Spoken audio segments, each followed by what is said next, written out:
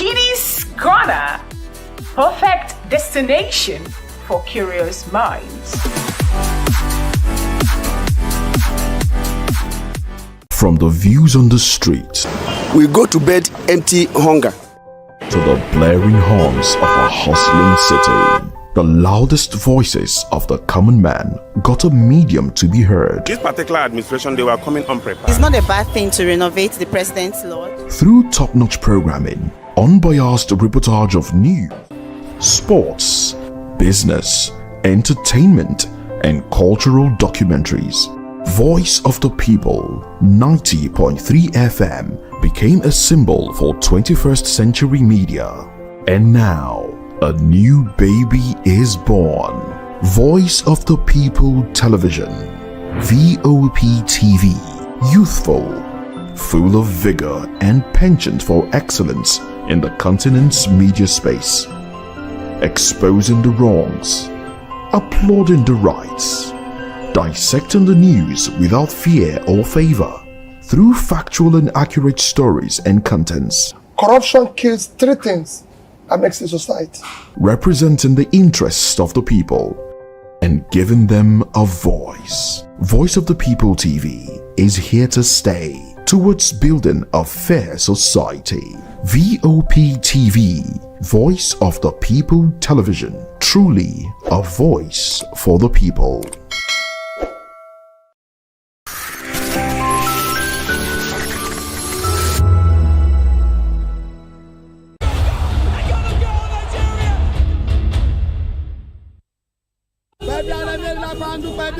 Good morning.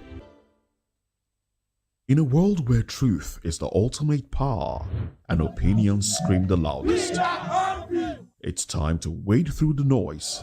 Hunger no get tribe. Hunger no get religion. And scan the human interest and trending topics that matter. Stay tuned to The Issues, your plug to the stories making the buzz, from politics to science and technology, social justice, and more. Let's tackle the tough questions and expose the truth.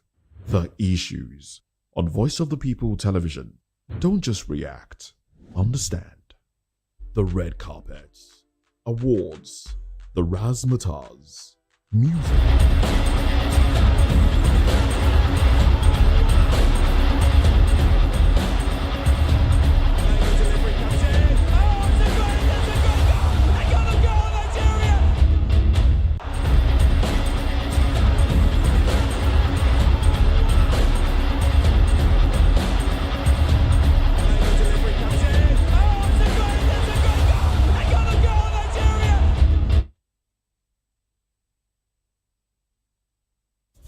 Hello and welcome to another beautiful edition of the Locker Room Voice of the People Television. I am Jerry Arpelionhaya. We've got a thrilling show for you today as it promises to be exciting. So much to talk about in the exciting world of football, and the usual suspects are here with me as we count down to the game between the Super Eagles of Nigeria and the Amavubi of Rwanda. And of course, as we speak, the South Africans are getting ready in Bloemfontein as they prepare to take on the Lesotho national team. All is going to be a very much interesting fixture. Every Nigerian will be looking forward to that game. And of course, we'll be seeing the banters on the comment section as the South Africans go back and forth with Nigerians as far as that one is concerned. Are we going to see another South Africa versus Nigeria like it was at the Nations Cup, where the Generator Republic was trending and so on and so forth? But it is what it is. Wait to see how that pans out on this platform. We see all the comments. Don't forget to subscribe and turn on the notification bell to also be a part of the show. Don't forget to call us via the WhatsApp number showing on your screen to join the conversation. Ikechukwu, once again, it's so exciting to have you once again with us on Locker Room. Good evening, Jerry, and good evening to our viewers. It's so good to be here today. Thank God it's Friday, and there's a lot going on in the world of football. Yesterday, Germany got their shocker. A lot of persons are talking about Florian Wirtz, your new bride. When I saw the story, I knew that. I knew the plan. And I knew the plan, but it is what I would just take it as bad belly. So I understand. I understand. So no hard feelings. Just keep it coming. That's your playbook now. But of course, the Lesothans have been talking tough. Same the South Africans, Hugo Bruce has been saying that there's nothing about Mokoena that's going to be a problem to them again, even if they feature him in the next game. So a lot to talk about in the locker room today, Jerry. All right, a lot to talk about in the locker room today, and of course we have a debutant with us. Hafiz, great to have you on for the first time with us. Yeah, thank you very much, Jerry. Thank you, IK, for having me on the show. And yes, it's going to be a qualifier of, for many reasons, for different reasons, a qualifier to look forward to. Just like Ikechukwu said, Lesotho talking tough. You are playing South Africa in South Africa, so what are you trying to say? And whether they fielded Mokoena or not, this is a team that at least recently they have the advantage over you, beating you 2-0 earlier, and now they are facing you again. Whether you get the 3 points taken off them, whether it's given to you or given to them, they still have that advantage, and they'll be looking forward to playing you to beat you once again. But the question now is, aside from the Mokoena, suspension hanging over Nigeria and Lesotho, what is going on with South Africa playing their qualifiers in? I think rest of the qualifiers they are playing it in the same stadium. That's Free State Stadium in Bloemfontein. A lot of questions, a lot of answers. Hopefully, will be given to it. But then, can the Super Eagles make it to 2026? I mean, we have our calculators out once again. All right, of course, that's a big question as far as Nigerians is concerned. But definitely, Nigerians, some are still very hopeful. But on this platform, I've already said that if anything is going to make Nigeria be at the World Cup, it's going to take a big miracle. Yeah, definitely, it's going to be a big miracle. It's no longer in the hands of the Super Eagles. They just need to win their games and hope that things turn around for the better. But if you ask me, they say, as you prepare your bed, so shall you lie on it. And of course, Mayowa, I don't know whether he has started making plans to be in New York, but we understand it's not yet with us. Okay, maybe still looking for more players. As far as the international break is concerned. the window is closed already, Jerry. There are some free players who are not attached to any club side. A lot of free players. Even if they are free, they still cannot make a move if the window is shut. No, you can still bring them. You can still bring players that are not attached to any club at all. Yeah. You can still bring them. So free agents. So players like Iheanacho was in that. No, Iheanacho actually moved before the deadline day. Before the deadline day now. Yeah, I'm saying that had it been he had not signed, Iheanacho would have been a good move for Manchester United. At this point, but yeah. All right. Yeah. And of course, I like the job. I like it. Definitely. There was 1-0 before, now it's 1-1. Yeah. Moving. Yeah, we'll continue. Don't worry. I'm ready for you. No, of course, it's a conversation of trophy winners. If you've won the Champions League before, you understand what's the conversation about. Oh, what Champions League? If you're an Arsenal fan, you don't understand the conversation. That wasn't supposed to be for me, but then I'll take it. All right. Anyway, it's good that United fans find a way to make it cheeky. I'm a Chelsea fan. And of course, the Chelsea fan just for this season. Anyway. I know you want to rob yourself with success now, because success is going on with Chelsea.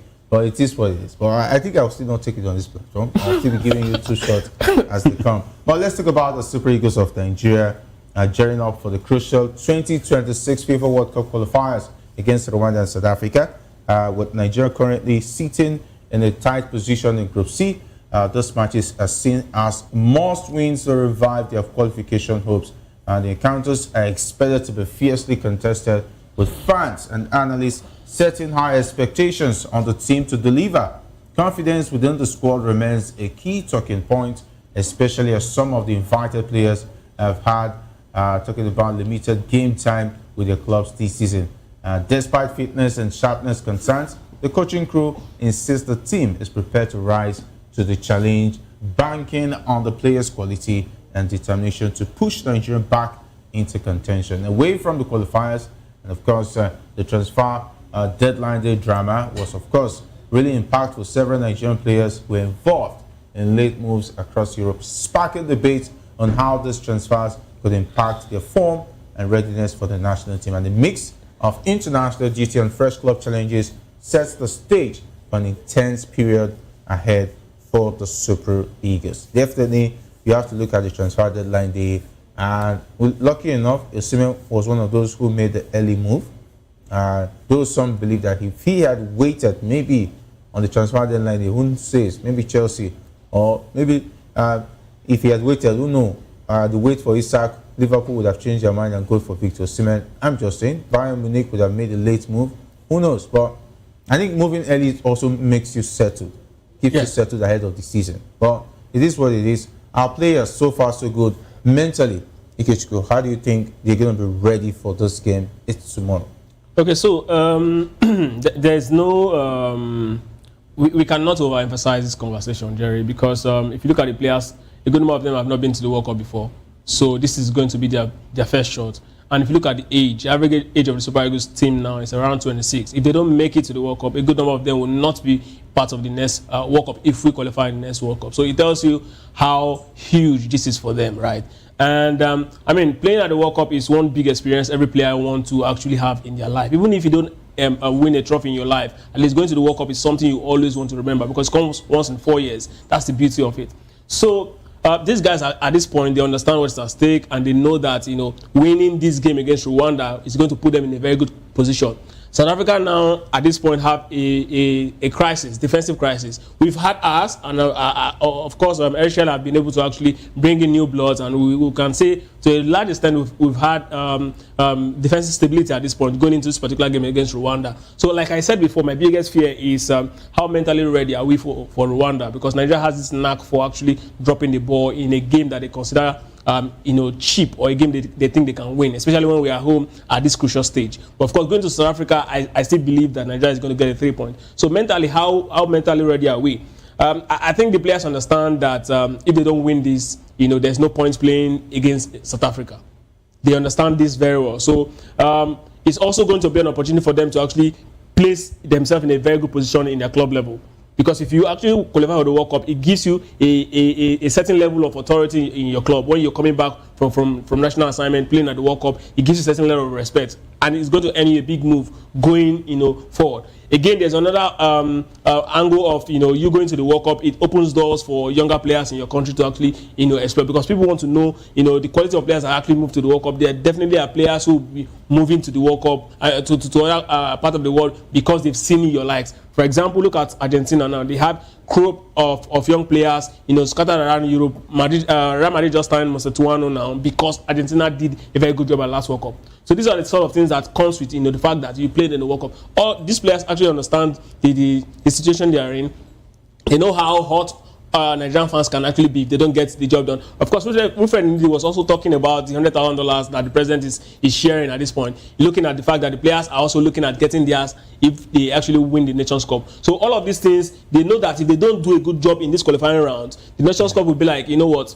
I mean, you guys are not useful if you don't end up winning. So it's going to put more pressure on them. But if they actually get to the World Cup and even end up not winning the Nations Cup, a lot of their lapses will be forgiven. All right, of course, a lot. We're going into that one. Hafiz, taking a look at the situation of the Super Eagles, some of the players moving on transfer deadline day. Are we going to see these players watching out not to get injured because they have to return back to the club side and prove themselves? Players like Samuel Chukwueze, the players like Tolu Aroko Dare, and Chrysanthus Uche. We're not going to be having players who will be dodging injury situation, and of course at the detriment of the Super Eagles having a full strength, mentally focused players against the Amavubis. Absolutely, yes, because most of these players actually made moves that would determine their starting places. They made moves to competitive clubs. Talking about Chrysanthus Uche, we know he was a mainstay for Getafe. Now he's in Crystal Palace. They are looking to him to replace a certain Eberechi Eze, who made the move to Arsenal. It's going to be like their main number 10. If he gets injured in this international window right now, this World Cup qualifier going on, it might affect his place. In fact, it will affect his place because there's a certain Yeremi Pino also who is also in contention. He's a winger, but he can also play as a 10. It might affect Chrysanthus Uche's place. Maybe it's a certain Samuel Chukwueze, because for me, Samuel Chukwueze for Nigeria, for Milan, and even he hasn't played for Fulham, but for Fulham it's the same thing. I don't think this guy is somebody that is really productive enough. I see Nigeria trying to move forward from it, but for now, we don't have that right winger just yet. So maybe Chukwueze for me, maybe not part, but for a certain Tolu Arokodare, who is also in contention directly with Jürgen Strand-Larsen for that number 9 spot for Wolves, is important for him. If he gets it right in these World Cup qualifiers, that's if he gets a chance to play, because there's a certain Victor Osimhen that we know that is Nigeria's number 1 go-to striker right now. So if Arokodare can have a good World Cup qualifying process, he can also boost his chances of starting at Wolves. So yes, just like you said, it's going to improve, their percentage of starting. But players like Desas that made moves to Panathinaikos, I see Desas starting anyway. He might not even get a chance to play during these qualifiers, but I see Desas starting anyway for Panathinaikos. So it's really going to affect. But then, right now, they have to shift that focus away from their clubs down to the national team, because we don't want to be like the Azuris anymore. Italy might not even qualify for this World Cup, and it's really, really going to be sad. They might be missing I think the 3rd consecutive World Cup now. Nigeria, if we don't get this right against Rwanda, we'll be missing our 2nd World Cup in a row. So that won't really help us, I mean, as a nation, because people won't really fancy us in qualifiers anymore. We might just turn to a certain Algeria. So for me, the players should shift that focus. They've gotten their moves in the transfer window, but shift that focus away from your club now and focus on the national team, whatever it takes to get these 6 points. All right, whatever it takes to get the 6 points, but you say 3 at a time. They will need to get the one against Rwanda first, then they can talk about the one against South Africa. And of course, Myra is now with us. I know you've been looking at the international break. Anyway, there are some players who are unaffiliated. You might be wanting to recruit, but definitely it's all about the Super Eagles. And of course, we already have the South Africans. Nigerians who are monitoring the game against Lesotho have already started telling us that Mokoena is the starting lineup. But let's see what pans out as far as that is concerned. Myra, you're welcome. You discover I joined late. I was following the game and I started tagging CAF. Mokoena is currently playing right now. And I think the arrogance of the South Africans will cost them a World Cup ticket. I mean, they are toying with 6 points right now. I'm waiting for FIFA to see what FIFA will do. But in any case, it's always amazing to be here. We have a whole lot on our hands. Even if South Africa is messing up, we will have to do our own part. And our own part starts from the game against Rwanda. Definitely, there is no excuse for us. There is no reason why we don't need to beat the Rwandans. If we don't beat the Rwandans, then we don't deserve it, even if South Africa has decided to help us. So I'm looking forward to the game. I'm hoping, Arokodare, Osimhen especially steps up, because definitely Osimhen will definitely be starting that game. I hope our players steps up and do the job for us, and probably get the valuable 3 points. If we do not win the game against Rwanda, then the game against South Africa becomes inconsequential. So definitely the boys need to put in all their and they deliver result tomorrow. And for Nigerians watching this game, they should go and bombard CAF. South Africa decided to give us another 3 points today. All right. Okay. South Africa wanted to give us another 3 points. What is it about Mokoena? Can't they just leave him out of their team? Because it looks like without Mokoena they can't play.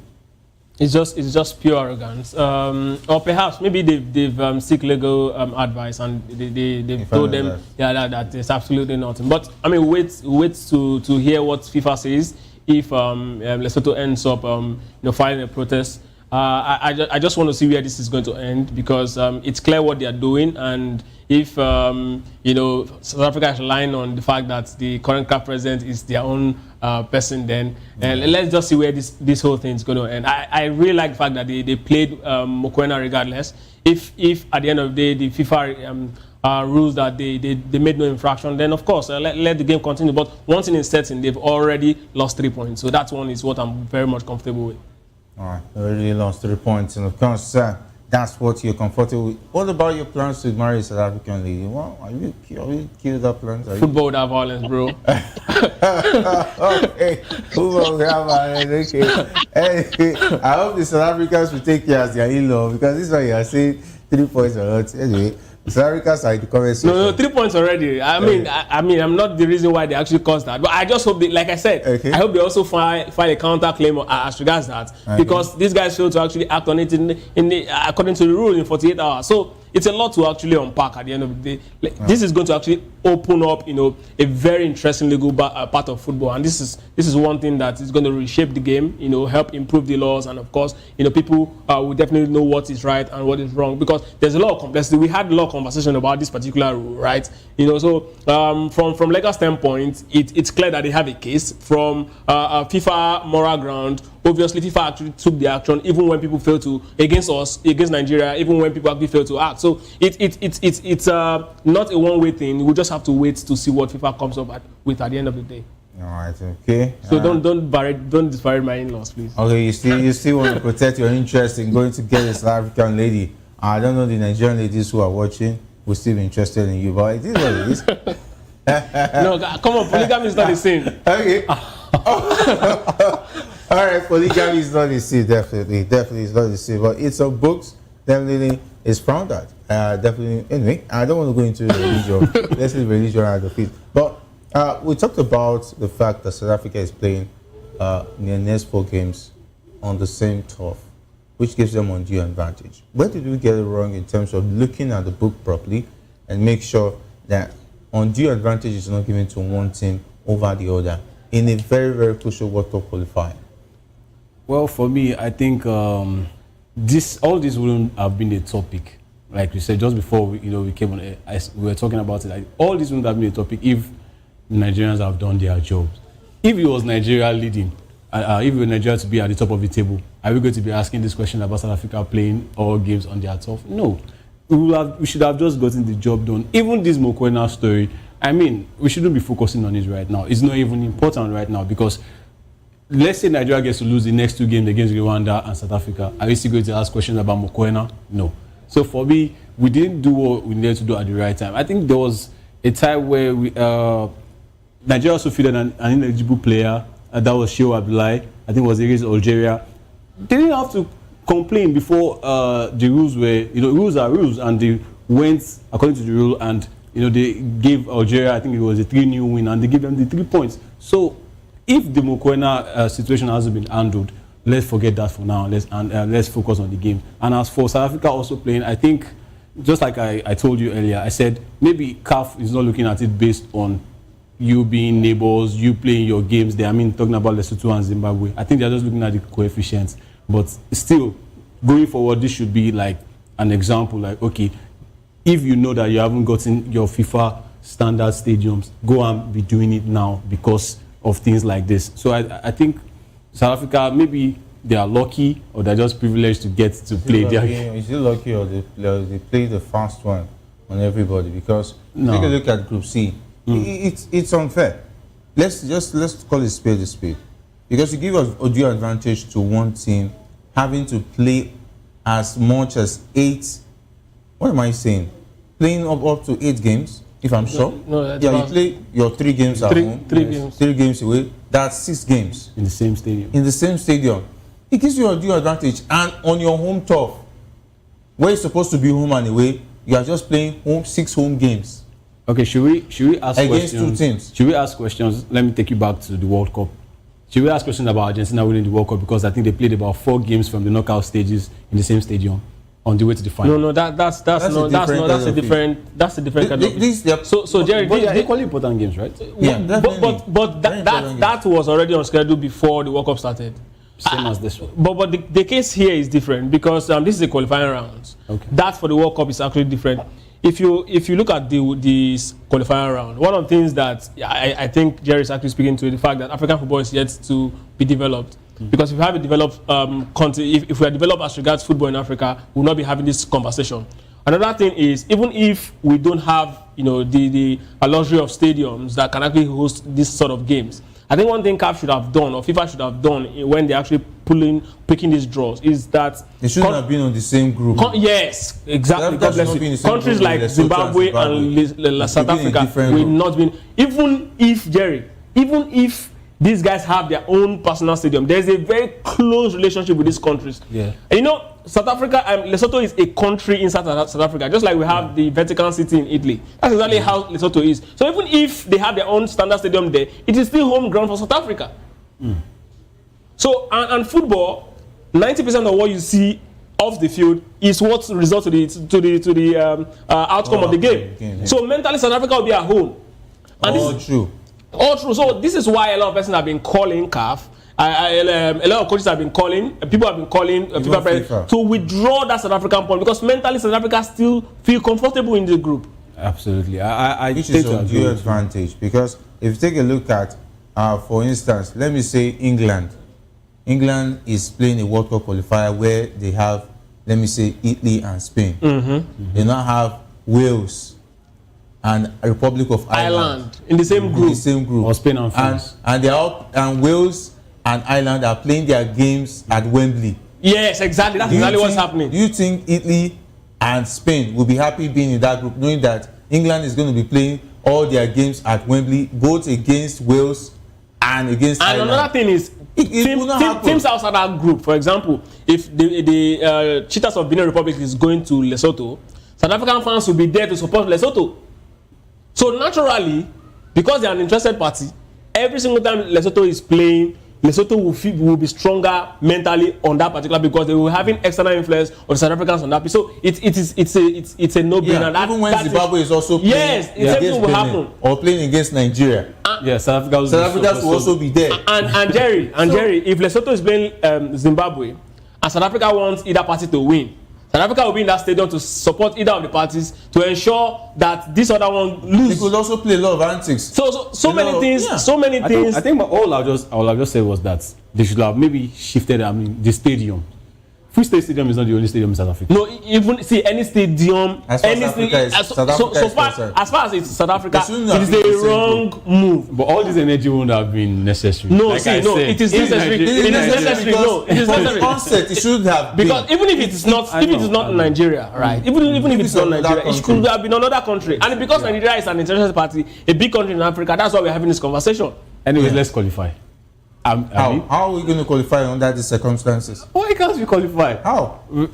Because now we are already looking at a situation. South Africa has already scored. As I speak, they scored against Lesotho. That one is already 3 points. We're actually going to beat Lesotho. Yes, they are actually going to beat Lesotho. Now we're going to play South Africa in Bloemfontein, of which we know is going to be a difficult one. What about our game against Zimbabwe? We're going to Bloemfontein. And South Africans are going to be there to cause all the antics and make sure that they put the Super Eagles under pressure. I understand. So when even Lesotho, for instance, is going to be playing Benin Republic, who is also an interested party, the South Africans are going to be there to make sure that they put all the antics together to make sure that Lesotho are in a good frame of mind and to put any opponent that is going to stop South Africa from qualifying. So there's already a whole lot of opportunity for South Africa to qualify. The group was designed. Absolutely, I agree by the CAF president and his cohorts to make sure that South Africa has a good standing ahead of every other team. Just to qualify for the World Cup. Because this cannot be a coincidence. This is not coincidence. This was properly thought out. They cannot tell us that they don't understand the idea behind this grouping at this point. Well thought out mafioso plan. I don't even understand why Zimbabwe will be playing their own games in South Africa. I mean, there's Zambia. There's Zambia who they actually close with. So, Mario, we just talk about the undue advantage once again. And the South Africans have been shying away from that conversation in the comment section. They've not been talking about much about it because they know it's an undue advantage. Leave my people. Okay, you're in. He's going to marry a Mokoena. Yeah. I want to see what he's going to do about it. All right, I wish you enjoy. Mario. Please, and I want to throw stone at the NFF again. The NFF were at the draws.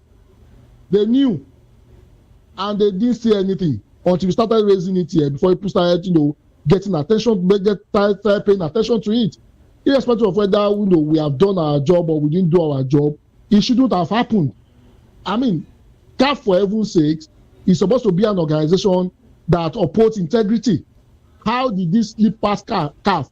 I mean, if you are saying, okay, Lesotho does not have a stadium, Lesotho is in South Africa, and also do not forget, there's a particular tribe in South Africa, they are called Sesotho. They are Lesothans and they are South Africans also. So you decide to allow that same country to play in South Africa. The same thing for Zimbabwe. Whereas there is a Kenya who is very close, there is a Zambia who is very close that you have moved those games to. You did not do that.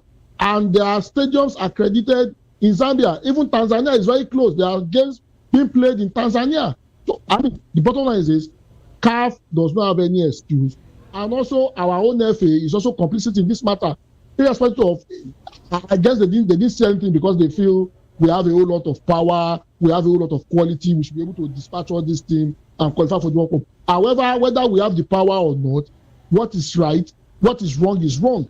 There is no reason why South Africa, as a person that is the CAF president, is playing all their own games in South Africa. All the teams around them in South Africa, and of which, remember also, before the CAF qualifier started, CAF will go around, they will do their accreditation and the rest of that, and that's the reason why, we only have the Uyo Stadium accredited for games, even before the World Cup qualifier started. So CAF already knew this. So how did this keep past Musepe and his team? I'm hoping, the NFF will raise a whole lot of doors, but maybe after this qualifier, but I would have expected the NFF to have raised a whole lot of doors, to have raised a whole lot of eyebrow when this started. If they are complained, this would not have happened. I mean, you are playing 6 out of 12 games. You are playing 6 out of 12 games in your home ground. Somebody should explain to me how that makes any sense. It does not make any logical sense. And our NFF, they've kept quiet and they've not said anything. It is we that we are looking at it from an objective perspective that is raising anything. And up to now, the NFF has not even raised any press release. They've not said anything about it. They've been quiet. It's just so unfortunate. Leave the fact that Nigeria is not doing well. Those running our football themselves, they have not done their part also. And it's just shameful. Yeah, it's just shameful. They're just there. Is it the one that's shining his teeth and making handshakes? Is it Goso? If you are waiting for Goso, I'm sure we will be confused of where it's going to start from. Maybe if Amaju Pinnick, if he can put a call through to Amaju and say, please, if Infantino, call him, let him talk to Musepe and ask him, how come? How did this happen? Then, if you tell Amaju, I know this wouldn't have happened, or something would have been done to nip this in the bud. But unfortunately, we have somebody who knows how to make handshakes and take glory for what he didn't really put any effort to make happen. But let's talk about, they say success has many friends, but let's talk about Iwobi. Iwobi is making some bit of interesting, will I say, a plea, and of course, to rally around Nigerians to support them ahead of the game. We'll take a listen from Iwobi and of course, Frank Oyenka. You're still watching The Locker Room on Voice of the People television. My message would be to continue supporting us as players we believe. So if you guys can believe in us as well and give us the energy that we need to go and get the result that we want to do to achieve to go to the World Cup. The mood's good. Everyone's feeling good and optimistic. So we're excited to play our first game against Rwanda. Hopefully we can prepare well and, like I said, get the result we want. Very important. Possibly one of our most important games as a team. We know how difficult it can be, but I have full belief in our squad, in our approach, and ultimately believe that we'll go there. The message to Nigerians is that, we know it's a tough task ahead of us, but we're ready to, for the challenge, and we're looking forward to it. At the end of the day, it's another 2 games of football, and we're going to try our best, and we're looking forward to it. So keep believing and supporting us.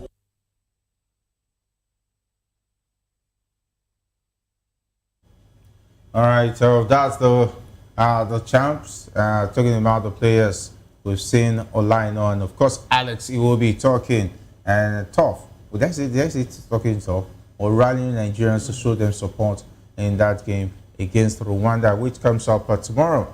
And as we speak, the game between Lesotho and talking about the Bafana is on. But let's talk about Super Eagles goalkeeper Adebayo Adele. He has been trending. He has expressed confidence that Nigeria can revive their 2026 World Cup qualifying campaign. It's not because he's saying that we can qualify that he's training is because there's a clear comparison between him and Onana. And he has warned everybody, please and please, don't compare me with Onana. Had it been, it was Alisson or Van der Sar or Schmeichel, I think he will just sit by and just appreciate the comparison. Onana, I don't know. Would you like yourself to be compared to Onana? If I say goalkeeper right now, a simple answer: no. No. But then he can't help it because the resemblance is striking. If you look at it first time, it looks like Onana. Yeah. So what can just help him now is that he shouldn't be in goal. He should take that haircut. Because maybe he change his haircut to dread. Or maybe but don't just be in goal, because if you're in goal and you concede. Onana is following us from. You see? I mean, somebody is getting to face Onana every week. He knows about Onana, so he's the one best place to know. No, Mayowa, you will be directing that to Mayowa. Mayowa, Adeleye says, please stop the comparison. I am Adebayo Adeleye, not Onana. Well, since Onana is having a very terrible season, obviously nobody wants to associate with failure. And I'm not saying Onana is a failure. He has done so well for himself. At least he has played in the final of the Champions League. Adeleye has not even played in the Champions League. So, I mean, however, Onana is doing terribly at the moment, and he has the looks of Onana. So probably he needs to go and go bald and shave his head so it doesn't look like Onana. But definitely, if I were him, I would definitely complain. I don't want to be an Onana. I don't want to compare that to Onana, because Onana is playing terribly, and if he plays for Nigeria and he concedes, everybody will be on his case. So it's a good one that is complaining. I just hope, if they give him the opportunity, he doesn't behave like an Onana. Yeah, he doesn't behave like Onana. Anyway, he's a second choice. Except something happens to Stanley Nwabali, then we can worry about that. But let's take a look at the table right now. If South Africa goes ahead to win this game against Lesotho, so they'll go on 16 points, waiting on FIFA to do the needful of deducting the 3 points. People should drop this. Is it the 3 points or the 6 points? Just drop. No, it's down to be 6 points eventually, because try and they are playing. How would you qualify if South Africa's 3 points not deducted? Okay, please do the calculation for me. Maybe I'm not getting the maths right. No, my own is, I'm not even looking at the calculation. I'm not bringing out my calculator right now. My own is win the games, right? Okay. If we win the games and South Africa win their games, if they beat Nigeria, not if they beat Nigeria. If Nigeria beat them, but if Nigeria still beat them, they win the remaining games. Well, I don't see Nigeria beating them. Actually, I'm not trying to be pessimistic. Okay, Nigeria is not going to beat them. I don't see Nigeria beating them in Bloemfontein. I don't see it. But just in case they do, and they don't get these 6 points, removed off them, there is no story about it. Let Nigeria just do their job. I've been hearing all this going into this World Cup qualifiers. They're not even talking about how Nigeria are going to play well against Rwanda, South Africa. We're just talking about Mokoena, this and no. Let's just cut that off and let us focus on the games at hand. Beat Rwanda first. Then, okay, we'll see what happens with the Lesotho. We are not even trying to gas up Lesotho. Okay, try and beat South Africa for us. No, we are not saying that. We are just talking about Mokoena suspension. I mean, that's not the important thing right now. If it were that easy, we will not be asking for Lesotho to beat them. This is Lesotho that... okay. But what happened when we faced Benin? When we had chances, to actually pick up points, we flawed it. We didn't have a manager for God knows when. Now the one we are even getting, we are not even sure is in a line of fire right now. I mean, everything is just getting wrong with Nigeria's football at this point. So for me, just try and do the best. It will be talking. I know it's talking. Go and do the talking on the pitch, please. That is what we Nigerians are demanding. Not really what you have to say at this point. I have to be very, very honest. Get the job done, and we can come to Mokoena later. All right. Okay. If our producers will also give us the table, Ikechukwu, I understand the Fizz is trying to be a gentleman. Let's just win our games first. We should forget about what's happening now. See, football. Let me even tell you, the times that the Super Eagles qualified for the World Cup. Yeah. Okay. That's the table. South Africa is on top. And Rwanda is ahead of the Super Eagles. So the Super Eagles will have to win to at least occupy the second spot. That's if they get to win, they'll get 10 points. And of course, South Africa looking good already to 16 points. So that means the Super Eagles would be on 10 if they beat Rwanda. That's if they beat Rwanda. If they play a draw tomorrow, I don't know. Eric Chess will find his way out. Because I don't know what do we see will be the lead. But for the Zimbabwe game already, I think I've already lost it for this team. Okay, so the thing is, okay, we have a caller. Let's take this call. Hello. Hello, Tari. Great to have you join us once again. Hello, good morning. Yeah, Tari, great to have you. How are you guys doing? I'm fine. Sorry, I want to ask you one question. Okay. What do Super Eagles play against this Lesotho? I think we play the draw. Play the draw. Play the draw. Like 1-1 draw. Yeah, 1-1 draw. I swear to God, I don't know what's going on with our team. These people, they can never beat South Africa at all. They don't even know how to control ball. These people play 1-1 against Nigeria. That's even bothering me right now. When I'm watching it live right now, that's all I know. How these people manage to beat that, to play draw against Nigeria. These people, they can't even play 2-3 passes together. I'm watching this right now. They're under pressure now. They are playing their home game in a way stadium. Yeah. Oh my God! They're playing their home game away from home. Yes. Oh my God! Away from home. We don't have it. I had to listen. One interview this morning. He was saying if Nigeria don't make it to the World Cup, remember I told you guys that all the NFL should be sacked, and then that's what it's supposed to be. Everybody, include everybody, all of them there, because I don't know what they are thinking. Why these people play their home game at South Africa? But they cannot even win because the way they are they can't score anything. What I'm watching right now, they can't play 2-3 passes together. They cannot. We have ourselves to blame. Like Mr. Mayo always said all the time, like, you know what? Let's forget about this one. It's painful. It's painful that we're gonna miss it. But you know what? Let's say it the way it is. Because if South Africa beat these people, I don't think we're gonna go anywhere. Because like your guest just said right now, I don't think we might know. Probably we play 1-1 or 0-0 in South Africa. Man, I don't know. Because when I'm looking at this team right now, I'm like, how did these people manage to play 1-1 against Nigeria?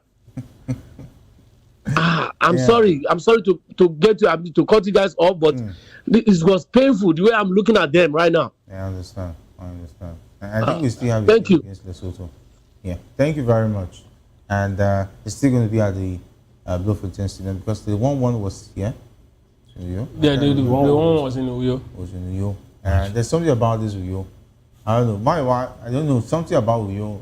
Maybe there need to be cleansing in that stadium. That was the same stadium we lost. I remember Kenneth Umero, who could not beat South Africa. We lost 2-1 and failed to qualify for. Was it the Nations Cup? Was it even the Nations Cup? It was that bad. So I don't know. I don't know what's going to happen tomorrow. Fingers crossed. Zimbabwe could not beat Zimbabwe in Uyo. Now we are playing Rwanda in Uyo. Though we beat them away, it's quite easier to beat them away. But what about tomorrow? Which is important. Which is important, Maiwa.